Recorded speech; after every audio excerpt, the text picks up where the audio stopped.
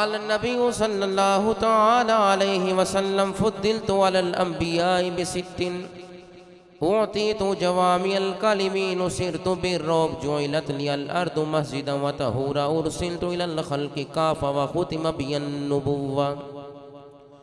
قال النبي صلى الله تعالى عليه وسلم أنا قائد المرسلين ولا فخر وأنا خاتم النبيين ولا فخر كنت أول الناس في الخلق وآخرهم في البعث. قال النبي صلى الله تعالى عليه وسلم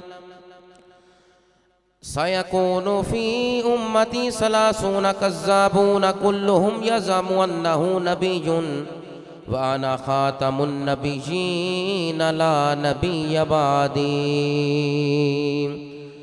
قال النبي صلى الله تعالى عليه وسلم لي 5 أسماء أنا